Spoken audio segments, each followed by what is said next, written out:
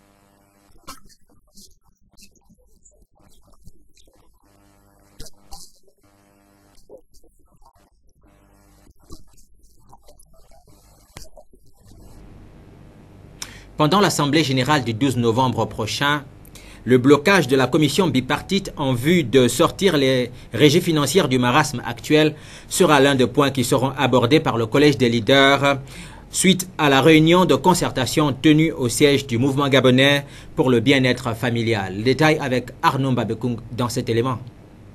En prélude à l'Assemblée générale de détermination qu'elle tiendra le 12 novembre à venir, complétée par le blocage actuel de la commission bipartite en vue de trouver une solution définitive aux problèmes soulevés par les agents des régies financières et qui ont souvent été à l'origine des grèves dans ce secteur, la Confédération syndicale des régies financières, notamment le Collège des leaders, était en réunion de concertation en vue d'une sortie de crise. Depuis l'année dernière, nous sommes en concertation avec le gouvernement à travers la commission bipartite. Et ce sont ces concertations pour nous, c'est celles qui consistent à discuter sur, n'est-ce pas, la sortie des crises dans les régies financières.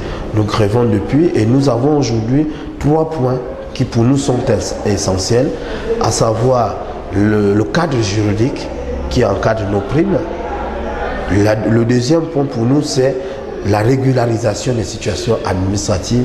Le troisième point, il s'agit de publier les résultats de l'audit des effectifs et des primes.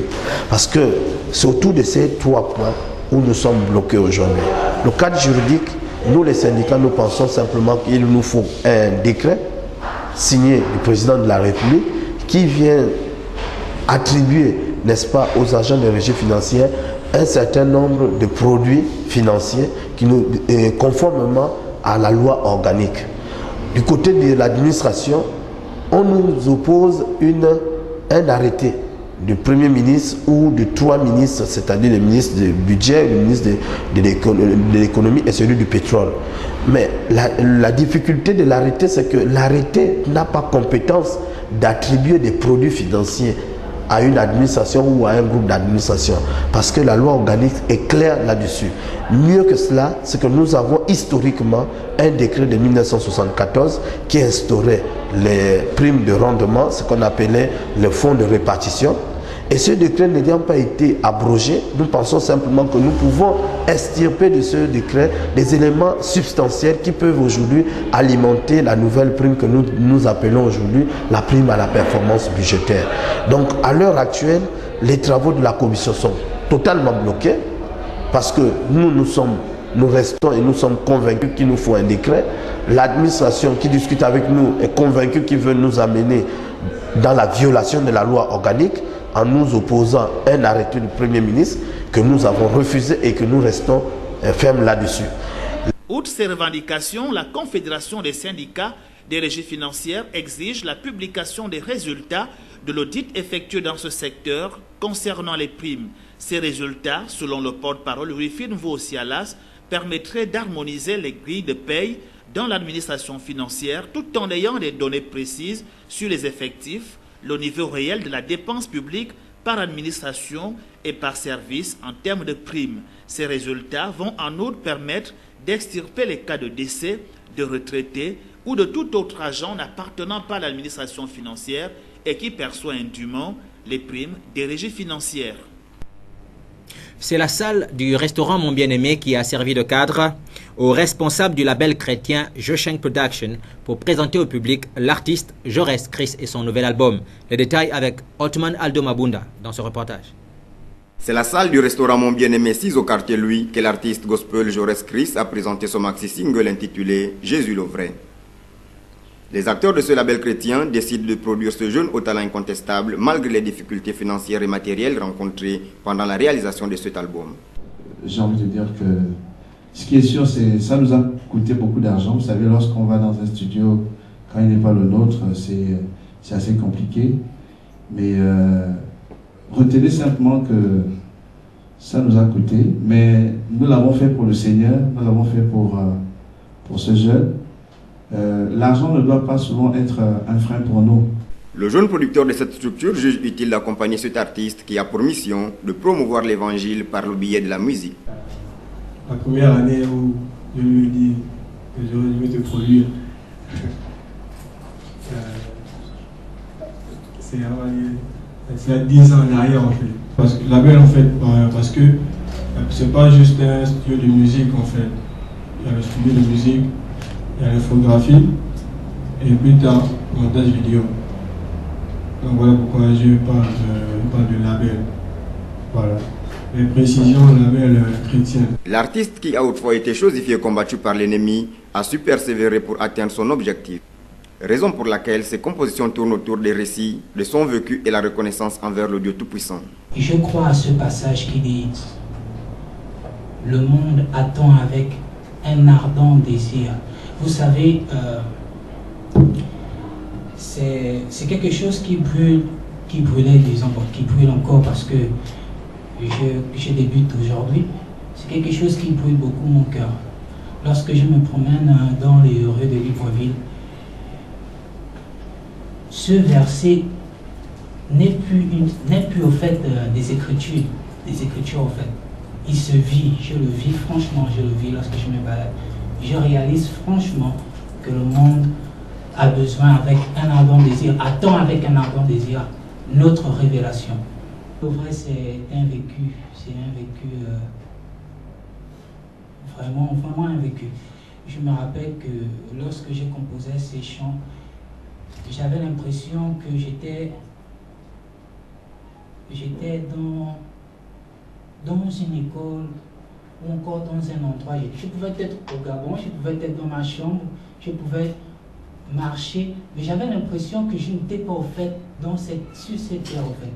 J'avais l'impression que j'avais affaire à des personnes surnaturelles parce que je les ai. Avant de lever la séance, l'artiste a donné un avant-goût à ce public venu nombreux assister à la conférence de presse. Je m'y attendais pas. Ton amour pour moi suffit. La tradition a été une nouvelle fois respectée ce premier samedi du mois avec les activités de la journée citoyenne. Dans la ville, les équipes de la mairie de Libreville et des mairies d'arrondissement étaient sur le terrain pour les questions de salubrité. Euphrem Biogoezo et Fleury Assez-Ondo dans ce reportage. Chaque premier samedi du mois se déroule sur l'ensemble du territoire national les activités liées au nettoyage de notre environnement de vie. Pour le cas de la capitale gabonaise, nul n'a dérogé à la tradition. Pour preuve, l'équipe municipale conduite par le deuxième maire adjoint de la commune de Libreville, Christian Ngwa, a fait le tour de la cité afin de constater des visus. Cette opération qui a été lancée par le chef de l'exécutif il y a bientôt 2 ans. Objectif de ce tour de ville, participer aux côtés des bénévoles et des agents municipaux au respect et à l'application de la présente mesure. Partout où nous sommes passés, les personnes concernées étaient à l'œuvre avec l'appui des maires d'arrondissement de la commune. On libérait les trottoirs, vous savez, avec l'incivique que nous vivons tous à Libreville. Les services qui s'occupent de cette opération, ils font leur travail. Et les inciviques aussi continuent. Nous ne pouvons pas arrêter. Nous continuons à sensibiliser et à interpeller tous ceux qui sont pris sur le coup de l'opération qui se fait. Donc vous avez vu le déguerpissement qui a été fait du côté de la gare routière par les éléments de la PPL. Hier, le tronçon PK5, PK12, il y a eu encore aussi une opération là-bas. Et comme c'est une équipe qui a été mise sur le terrain, qui ne peut pas être partout en même temps, mais il continue. Des questions de salubrité est une affaire de tous. S'impliquer davantage emmènera certains réfractaires à l'opération à changer de comportement. Ce qui a, c'est pas d'aujourd'hui. Les instructions sont données pour que les occupants de ces garages soient interpellés pour qu'ils arrêtent de faire de la mécanique sur le domaine public communal. Un changement de mentalité s'impose à tous si et seulement on souhaite atteindre les résultats espérés. Dans le même élan, Christian Ngwa, derrière le maire adjoint de la commune de Libreville, est revenu sur les incidents perpétrés par un jeune au PK10 lorsqu'il a voulu empêcher le déroulement des activités de la journée citoyenne le mois dernier. Les détails avec Euphrem Biogoezo dans cet élément. Lors de cet service dont vous parlez, c'est un jeune qui a dormi dans les troquets que vous avez vus là. Lorsque nous arrivons, c'est l'étape du 5e arrondissement. le secrétaire général de la mairie du 5e arrondissement et toute l'équipe nous font comprendre qu'ils étaient là depuis le matin et qu'il y a une voie qui n'arrivait pas à désherber parce qu'il y a un individu qui leur empêchait de travailler. Vous comprenez que nous, la mairie de Libreville, nous arrivons dans une situation comme celle-là, on ne peut pas laisser ça comme ça. Je suis allé sur place pour voir exactement de quoi il s'agissait et j'ai ordonné que cette voie soit nettoyée. Et ça a été fait. Ce jeune homme que vous avez vu, qui est venu s'opposer, et comme il a pu ce qu'il avait pris son chambre, et par la suite, qui a fini par s'excuser, qui s'est même agenouillé, et qui a demandé pardon parce que j'ai appelé les unités, les éléments de la gendarmerie du PK9 pour le prendre. Et il s'est excusé, et il a enlevé toute la saleté qu'il mettait lui-même, il avait mis lui-même sur la voie. Et maintenant, en ce qui concerne maintenant l'attitude de ces populations, c'est ce que je viens de dire tout à l'heure, il y a des mesures qui sont préconisées. Mais puisqu'il est question, malgré les décisions que nous prenons, nous continuons toujours à sensibiliser. On n'est pas là pour faire la chasse à l'homme. On est là pour sensibiliser, pour amener les populations à prendre à bras le corps le principe du nettoyage de chacun chez nous. Hein, la journée citoyenne, le président de la République, Ali Bongo Ondimba, a instauré la journée citoyenne. Alors c'est une manière de nous demander de nettoyer devant chez nous. Normalement, on n'avait même pas besoin, il n'avait pas besoin d'instaurer une journée citoyenne si chacun de nous était conscient de ça, puisque s'est rendu compte que nous ne voulons pas le faire nous-mêmes, était obligé d'instaurer ça. Nous, la mairie, nous continuons à sensibiliser et toujours continuer à observer cette journée nettoyée dans différents quartiers. Vous avez vu ce matin, on a fait le tour des 6 arrondissements de la commune de Libreville. Là, nous sommes à la dernière étape, au 2e arrondissement. Dont le maire, c'est ce site qui a été choisi. Le maire ici présent, donc il nous fait remarquer le bassin versant qui a été amené. Ça, c'est un ouvrage fait par l'État qui a été très bien fait. Mais vous regardez dans quel état ça se trouve. C'est nous-mêmes qui sommes à l'origine des difficultés, des inondations que nous vivons à chaque fois qu'il y a une moindre petite pluie. Les membres du groupe Arsène Nkogé ont observé aujourd'hui la journée citoyenne dans le quartier Lalala Dakar au 5e arrondissement. S'inscrivant dans ce projet d'être au plus près des populations, c'est le projet du député nouvellement élu, Pierre Parfait Mbadikoum. Le groupe Arsène Nkogé, dont le promoteur a récemment été plébiscité député du 2e siège du 5e arrondissement de Libreville, au terme du second tour des législatives du 27 octobre dernier, a respecté la tradition. Comme chaque premier samedi du mois, le groupe Arsène Nkogé était de sortie dans le quartier Lalala. Curage des canaux et désherbage était à l'ordre du jour. On a décidé de curer un canal qui est parti de Dakar jusqu'à l'endroit où nous nous trouvons, qui se dénomme Benito. Vous savez que nous sommes en pleine saison de pluie et on va constater des inondations par-ci et là. Et nous, on a décidé de concourir au bien-être des populations en essayant de curer ce canal afin d'éviter les inondations avec les grandes pluies qui vont arriver d'ici le mois d'avril. Le groupe GAN poursuit donc ses efforts dans le cadre de la journée citoyenne. Une journée destinée à responsabiliser les populations quant à la propreté de leur environnement. Depuis 2015, c'est-à-dire on organise, depuis que le groupe s'est mis en place, on organise cette journée citoyenne tous les premiers samedis du mois. Et nous avons pour slogan rien que le work. Et nous restons justement dans cette logique, travailler, rien que travailler, et rendre les populations un peu plus heureuses. C'est donc une belle sortie de plus du groupe GAN qui a ravi les populations. Un exemple à suivre pour les nombreuses associations remarquées lors du dernier scrutin. Les élections sont bel et bien terminées. Place désormais à l'action. Tout comme l'ont fait d'autres acteurs ou formations politiques, le Front patriotique gabonais fustige le caractère inhumain de certains compatriotes sur les critiques faites concernant l'état de santé du chef de l'État. Les détails ont été donnés par Arnaud Mbabekung dans cet élément. Soucieux des valeurs républicaines et traditionnelles de notre pays, par ma voix fustige le comportement incivique et inhumain de certains concitoyens et acteurs politiques par rapport à l'état de santé du président de la République, chef de l'État, son Excellence Ali Bongo Ondimba. À ce titre, le Front patriotique gabonais rappelle que le Gabon est un État de droit et que nos valeurs ancestrales nous exigent la compassion, l'aide et assistance lorsqu'un semblable est en situation de détresse ou de difficulté quelconque. Nos valeurs morales ne nous accordent pas le droit de nous réjouir lorsque l'autre est en peine. Même le supposé sorcier du village a droit au respect lorsqu'il est souffrant. Dans notre cas, chacun de nous, peu importe sa position ou son camp d'aujourd'hui, peut être regardé comme un sorcier du Gabon. Ali Bongo Ondimba représente une institution et à ce titre, il mérite tout le respect possible.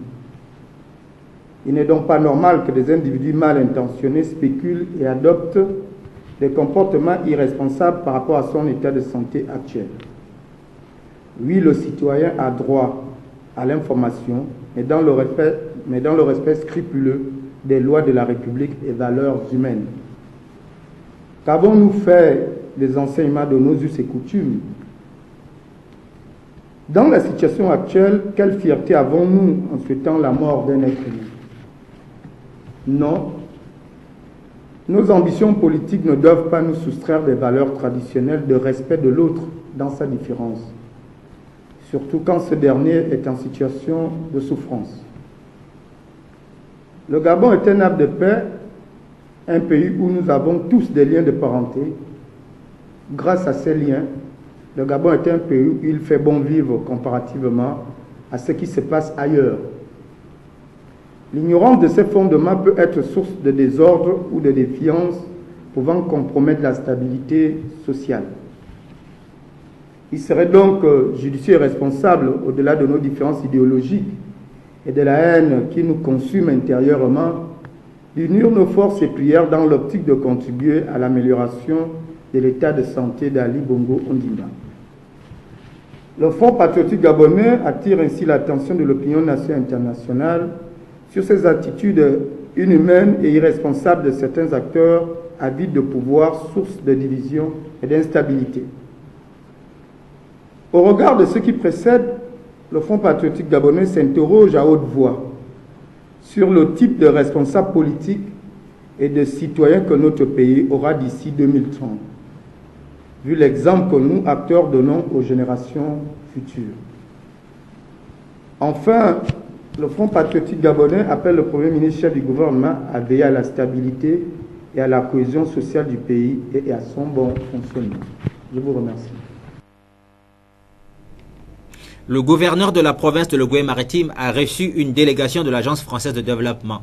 L'ordre du jour a porté sur la construction de 500 salles de classe à Libreville et à Port-Gentil, une convention signée en 2016. Marius Geoffroy Nyonda, dans cet élément.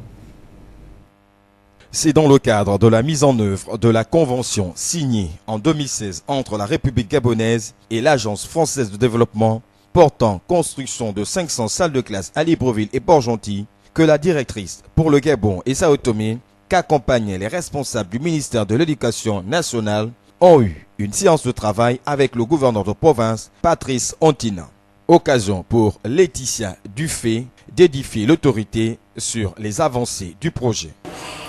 Nous avons identifié une quinzaine de sites aujourd'hui sur Libreville et nous sommes ici à Port-Gentil pour en identifier un certain nombre également afin de remplir cet objectif de 500 nouvelles salles de classe réparties sur les deux villes. Sur la partie de Libreville, nous avons déjà lancé les études et on espère que les constructions pourront commencer à la mi-2019 et que nous aurons déjà des établissements disponibles pour la rentrée 2019. Pour ce qui est de la capitale économique, les contraintes liées au foncier constituent à ce jour un frein à son exécution. Nous sommes confrontés à des petites difficultés, on va dire, d'identification des terrains. Il faut que les terrains soient juridiquement sécurisés, qu'ils soient libres, disponibles, qu'ils ne soient pas occupés, bien sûr, pour que nous puissions lancer des travaux.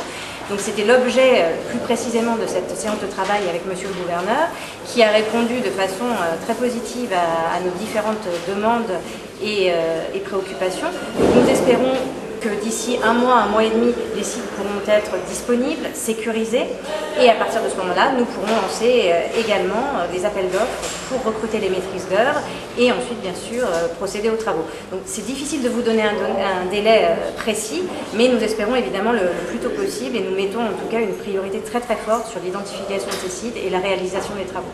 Attendu par les populations, la construction de ces complexes scolaires devrait apporter une réponse au déficit d'écoles publiques constaté dans certains quartiers de la cité et redessiner la carte scolaire. La Ligue de taekwondo de l'Estuaire lance son début de saison sportive. Comme prévu, c'est par un entraînement de masse que l'institution ouvre les activités de l'année sportive 2018-2019. Les détails avec Yasser Ndon dans cet élément. C'est en présence du président du comité olympique gabonais que la Ligue de taekwondo de l'Estuaire ouvre ses activités de la saison sportive 2018-2019 au gymnase du Britannique militaire de Libreville ce samedi. Dans cette optique, c'est donc par un entraînement de masse qui a vu l'ensemble des clubs répondre présents à cette initiative. Nous sommes ouverts, venons travailler, on pratique une même discipline, on pratique un art martial, c'est-à-dire que nous devons faire table rase de tous les problèmes que nous avons. On doit fonctionner dans le dos, l'esprit du dos, la sagesse, la maîtrise de soi, l'humilité. Venez travailler pour l'amour du taekwondo et non pour nos intérêts personnels. Président, pourquoi lancer la saison par un entraînement de masse? Lancer la saison par un entraînement de masse parce que on s'entend qu'on revient des vacances. Donc il faudrait un peu que nous transpirons ensemble pour communier, pour donner un nouveau souffle, une nouvelle énergie à la saison qui commence. Que les clubs ont répondu à l'appel. Vous avez vu que la Ligue du taekwondo se lance dans la formation des jeunes et cette ouverture de saison était basée sur les jeunes. Parce qu'il faut la nouvelle élite pour préparer les échéances futures. C'est un sentiment de satisfaction. La Ligue du taekwondo a lancé l'activité. Nous continuons le week-end prochain, le 11, le dimanche 11, ici au Gymnase militaire, avec la coupe d'ouverture de saison, le Louis Folquet. Okay. Qu'est-ce que le message qu'on peut retenir quand on regarde ici qu'il y a une pépinière à la Ligue de taekwondo de l'Estuaire? Ce qu'on peut retenir, c'est la relève. Nous préparons la relève de demain. Nous préparons des jeunes qui vont représenter le drapeau, qui vont représenter le village, qui vont représenter le Gabon. Donc si nous ne préparons pas ces jeunes, ça veut dire que le taekwondo va prendre fin d'ici 10-15 ans. Nous sommes maintenant, notre objectif c'est quoi? C'est de former ces jeunes, bien les encadrer, les structurer, leur donner les moyens, les atouts pour qu'après ils deviennent d'élite, la génération, la relève, les futurs champions, les futurs Anthony Obama. C'est l'objectif que nous lançons cette saison. Par cette rentrée sportive de masse, les clubs de la capitale peaufinent leurs armes avant le démarrage du championnat de la Ligue prévu le samedi 10 novembre 2018. En bon observateur des activités sportives sur le plan national, le comité olympique national salue les efforts de l'institution. Que le comité national olympique tenait à d'abord remercier le président de la Ligue de l'Estuaire de son invitation. C'est très sympa de nous avoir invités et nous devons venir pour soutenir notre amour pour le taekwondo, notre désir renouvelé de voir cette discipline revenir dans ses lettres de noblesse. Parce qu'en 2012, c'est l'unique discipline qui nous a amené une médaille olympique au Gabon. C'est extraordinaire. Anthony Obama a eu cette médaille olympique. C'est le taekwondo. Donc le taekwondo était à l'honneur. Et c'est dommage qu'après cette médaille, la famille du taekwondo soit déchirée et arrive à ces dissensions. Nous avons été interpellés par la Fédération internationale pour essayer de remettre de l'ordre dans cette famille, ce que nous allons faire d'ailleurs. Par ces mots, Léon Folco souligne l'importance de la résurrection du taekwondo au Gabon. Soucieux, la Ligue compte s'y mettre pour le bien-être de la discipline.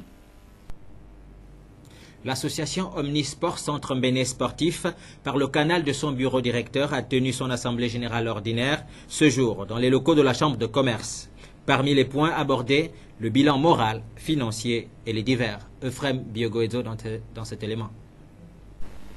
Tous étaient là, dirigeants, encadreurs, joueurs et sympathisants de la OCMS à l'occasion de l'Assemblée générale ordinaire, un rendez-vous qui sert à la fois des mises au point sur le bilan des activités 2017-2018 et sur les activités à venir, un budget arrêté en recettes et dépenses à la somme de 393 500 000 francs CFA, un bilan financier qui a reçu le quitus des participants, tout comme les autres points abordés, tels que le bilan moral et les divers. Vous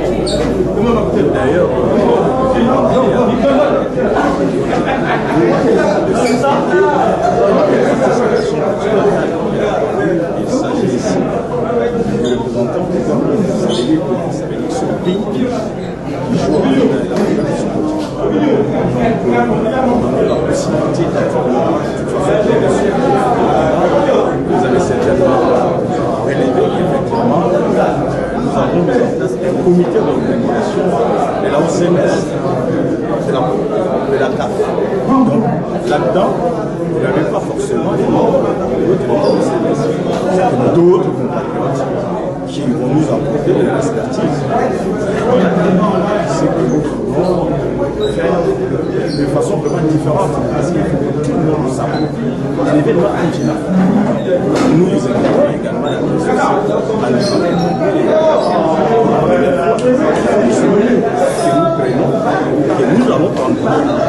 La OCMS, engagée en Coupe de la CAF cette saison, devrait connaître son adversaire dans les toutes prochaines heures. À l'issue du tirage au sort, a entrepris des démarches en vue de recruter des attaquants. Sont prévenus, mais selon les premières informations, je crois que c'est un renforcement quand même par rapport à notre effectif existant. On ciblé 2 attaquants. Malheureusement, je peux le dire de façon vraiment solennelle, que le championnat ne sait pas jouer. Et j'ai bien peur que le championnat, encore une fois, fasse fausse route. Parce qu'il n'y a que le championnat qui peut nous préparer à d'autres compétitions telles que la CAF. Mais je souhaite vivement que le championnat démarre comme indiqué le 24 novembre 2020. Des motions de soutien à l'endroit du président de la OCMS provenant de l'assistance, composée des dirigeants des clubs, supporters et joueurs, a mis définitivement un terme à ces rendez-vous. C'est le moment de votre expression libre. La question du jour est celle de savoir dans quel arrondissement de Libreville se trouve le mausolée Léon Mba. Dans le premier arrondissement, bord de mer. Excusez-moi, je ne comprends pas français, anglais, je vais parler anglais. Excusez-moi. Libreville se trouve le mausolée Léon Mba. Aucune idée. Le mausolée Léon Mba. L'arrondissement, hein. Voilà, pour être honnête, je ne peux pas définir. Libreville se trouve le mausolée Léon Mba. On est à cheval entre le 2e et le 3e. C'est une configuration un peu confuse. C'est difficile de délimiter. Et même dans notre capitale, tout est difficile de délimiter. Donc le flux est entretenu à cause de ça. Où se trouve le mausolée Léon Mba? Le mausolée Léon Mba, ce qui est évident, je sais juste que c'est vers l'hôpital. Après l'arrondissement, je ne connais pas. Coupez d'abord. Maintenant, comme on parle pour Léon Mba, je sais que c'est quel arrondissement. C'est quel arrondissement. Bon là, je ne sais pas si c'est le 2e ou 3e. Je crois que c'est le 2e quand même. Bonjour. Alors, dans quel arrondissement de Libreville se trouve le mausolée Léon Mba? Le 3e. Ah, mais vous-même, la question là, les Gabonais ne sont pas là. Les Gabonais ne sont pas là pour tous ces petits qui ignorent l'organisme qui est là à la mairie, qui ignorent ça. Nous, ce n'est pas ce qu'on veut. Nous, on veut de bonnes choses aujourd'hui. Le mausolée Léon Mba. Ah, désolé, moi je connais pas. 3e arrondissement. Parmi vous qui ne le savez pas. Chers téléspectateurs, pour ceux parmi vous qui ne le savaient pas, le mausolée Léon Mba se trouve dans le 3e arrondissement. Nous vous remercions de nous avoir regardés. Bonne soirée. Merci.